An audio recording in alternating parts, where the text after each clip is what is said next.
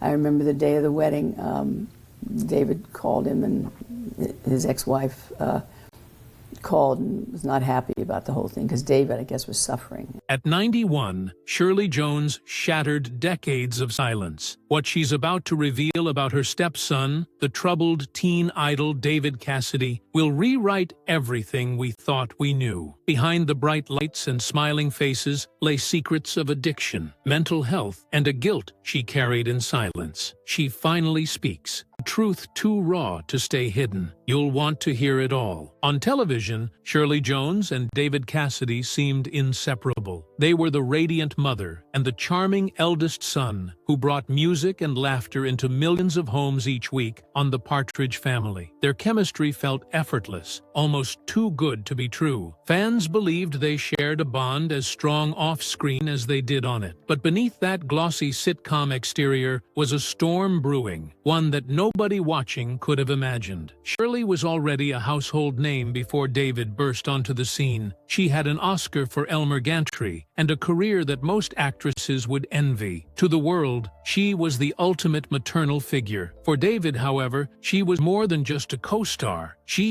was his real stepmother. That blurred line between fiction and reality created both intimacy and tension. The cameras may have captured smiles, but when they stopped rolling, the relationship carried weight that couldn't be contained in scripts and laugh tracks. David's father, Jack Cassidy, was Shirley's husband, a man known for his brilliance, but also for his volatility. David grew up watching Jack's mood swings, explosive behavior, and mental instability. By the time The Partridge Family was underway, Shirley wasn't just playing a motherly role to David on screen. She was also stepping into one behind closed doors, trying to provide some stability where chaos had once lived. And yet, David struggled to accept it. To teenage fans, David Cassidy was untouchable, the poster boy who filled bedrooms across the globe. But at home, he wrestled with identity and belonging. Shirley tried to support him, but she admitted years later that she could feel a distance building, even as they smiled together in publicity photos. It wasn't that they didn't love each other, it was that their connection was strained by the weight of fame, family trauma, and expectations that neither had signed up for. The cracks were small at first. Subtle dismissals, moments of withdrawal, conversations left unfinished. David was a rising star, trying to escape his father's shadow, while Shirley represented the stability he both needed and resented. For Shirley, who truly cared for him, the hardest part was realizing that her very presence reminded David of the father he struggled to understand. Every smile they shared for the cameras hid a truth. Their relationship was never as simple as fans believed. That picture-perfect family America adored was never real. It was an illusion, carefully maintained. And as David's fame skyrocketed and his struggle intensified, the distance between him and Shirley widened, turning their bond into something far more complicated than the world ever knew. But when David's star began to burn too brightly, the tension inside him exploded into something that even Shirley couldn't hide anymore. David Cassidy's rise to fame wasn't just fast, it was blinding. Practically overnight, he became the face that teenagers around the world plastered on their walls. Concert venues overflowed with screaming fans, records shattered sales charts, and his name was suddenly spoken in the same breath as Elvis and the Beatles. But behind the glowing billboards and flashing cameras, David was unraveling. Fame, for him, was a prison disguised as a dream. He once admitted that he felt like he was living in a cage, every move scrutinized, every smile manufactured. The image crafted for him wasn't just unrealistic, it was suffocating. He wasn't allowed to be himself. He was forced to be the fantasy version that executives and fans demanded. And in his own words, he lost himself in the process. One of the most infamous turning points came during his 1972 Rolling Stone cover shoot. Fans remember the glossy cover, but the story inside revealed the cracks. David appeared candid, stripped of his teen idol facade, even photographed nude. What people didn't see was the deeper reality. He admitted he was stoned, exhausted, and barely holding it together. Instead of a celebration of his success, it was a snapshot of a young man slipping under the weight of his own fame. Shirley, meanwhile, watched all this unfold with a mixture of pride and dread. She saw the world worship her stepson, but she also saw the shadows that followed him home. She knew that the world wasn't meeting the real David. They were meeting a carefully polished version of him, and she also knew how much it was costing him. David would smile on stage, then collapse in despair when the lights went down. Alcohol became his refuge. Later in life, he would openly admit to his struggles, even confessing on stage during a show that he had dementia, a revelation that left audiences stunned. But his battles with the bottle began much earlier, as a way to dull the pressure that never seemed to stop. For Shirley, this was heartbreaking. She tried to be supportive, but she could feel him slipping further and further away. The world adored David Cassidy, but the man himself despised the version of him that fans were obsessed with. That contradiction gnawed at him daily. He didn't want to be a teen idol. He wanted to be a respected musician, to play real rock music, to be seen as more than a pretty face. Yet, no matter what he did, the shadow of Keith Partridge loomed over him.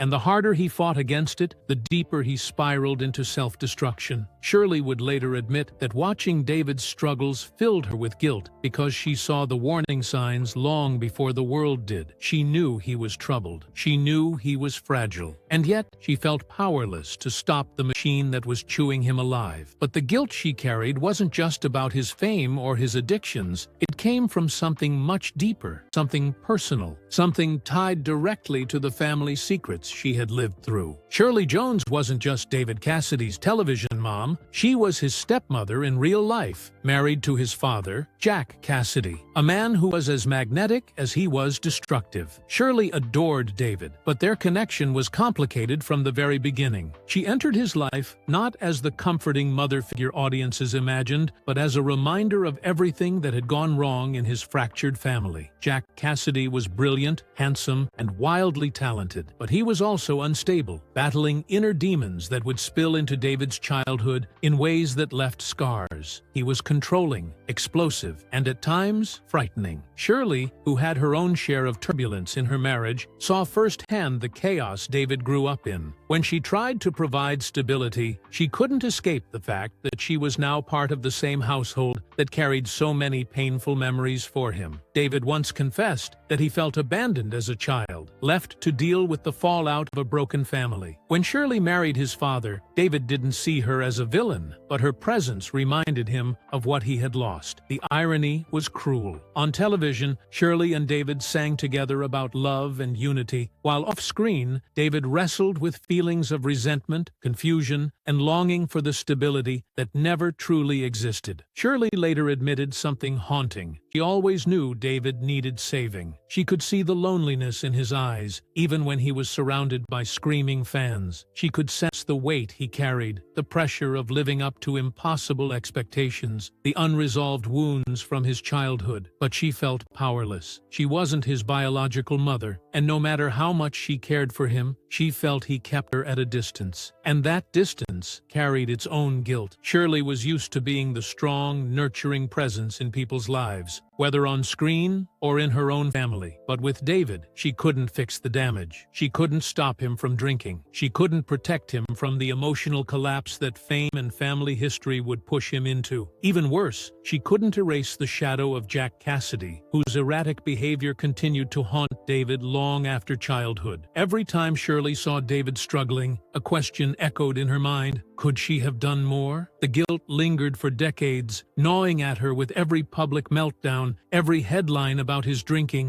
every stage collapse that made news. She carried it silently, never sharing the full extent of her regret. Only much later in life would she finally admit the truth, that she had lived with the burden of not being able to save him, even though she tried. But Shirley's guilt wasn't only about her inability to protect David. It was tied to something darker, something rooted in the family's unspoken history, shocking moments that revealed just how much chaos David had endured long before fame ever touched him. David Cassidy's troubles didn't begin with fame. They began much earlier, inside the walls of his own family. The Cassidys were glamorous on the outside, but deeply fractured on the inside. David's father, Jack Cassidy, was charismatic and successful, but he was also tormented. His mental health battles spilled into every corner of the family's life, leaving behind stories that were whispered about for decades. One of the most shocking memories Shirley Jones ever spoke about was Jack's breakdown. breakdowns, episodes that veered from bizarre to terrifying. The infamous night he stripped naked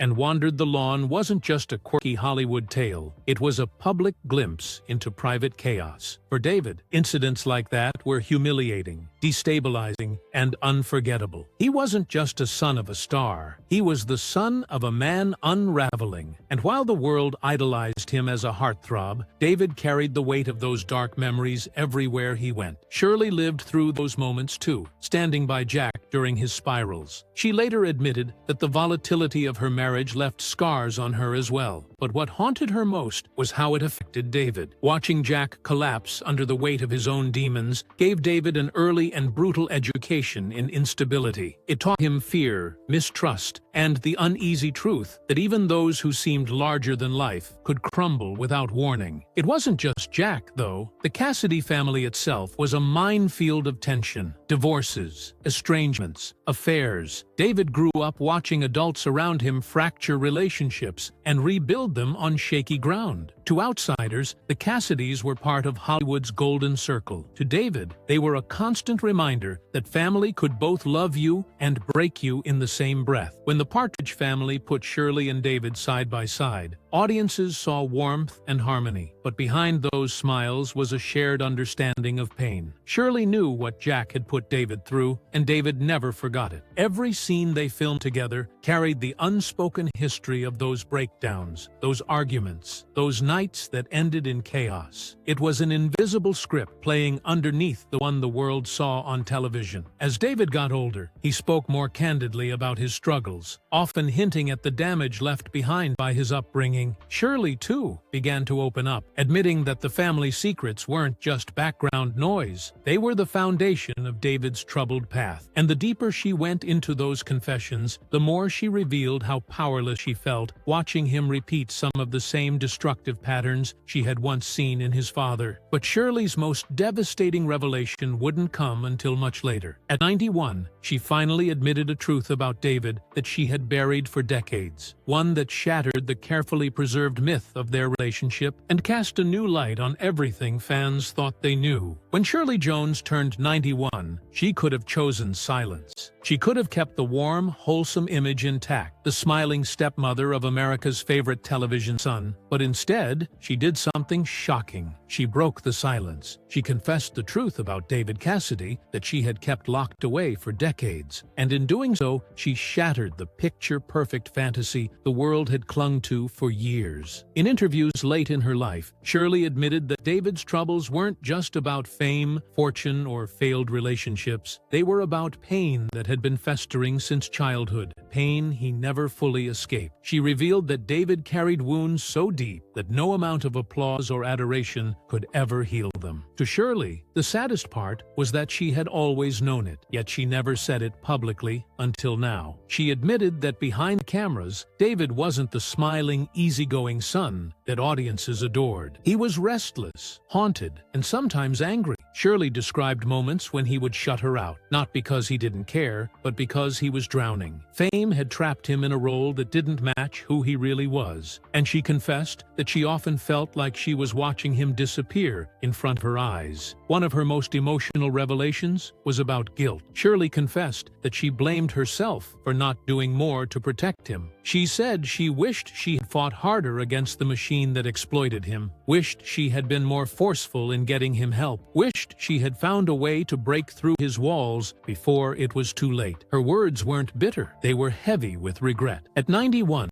she could no longer carry that silence. Perhaps the most heartbreaking truth she shared was this: David had told her more than once that he felt unloved. Despite the screaming fans, the platinum records, and the global fame, David confessed to Shirley that he often felt like no one truly saw him for who he was. Shirley admitted this crushed her because she did love him deeply, but she realized too late that he never fully believed it. For Shirley, telling this truth wasn't about tarnishing David's memory. It was about setting the record straight, about revealing the fragile human side of a man the world only knew as a heartthrob. At 91, she decided that people deserved to know the real story, not just the glossy Hollywood version. But what made Shirley finally speak after so many years of silence? Why did she choose now to uncover these painful truths? The answer lies in a lifetime of unhealed wounds, grief that she carried in silence until it finally broke her down. For Shirley Jones, the silence was never about denial. It was about survival. Decades passed, but the weight of David Cassidy's struggles never left her. Even after his death in 2017, she carried the pain of what she couldn't change. When she finally opened up at 91, it wasn't because she suddenly discovered new information. It was because the unhealed wound had grown too heavy to keep hidden. Shirley admitted that grief never really faded. She described David's passing as a heartbreak that felt like it happened yesterday, no matter how many years went by. His battle with alcohol, his public collapses, and ultimately his decline into dementia were things she had watched helplessly. What haunted her most was the memory of his final words.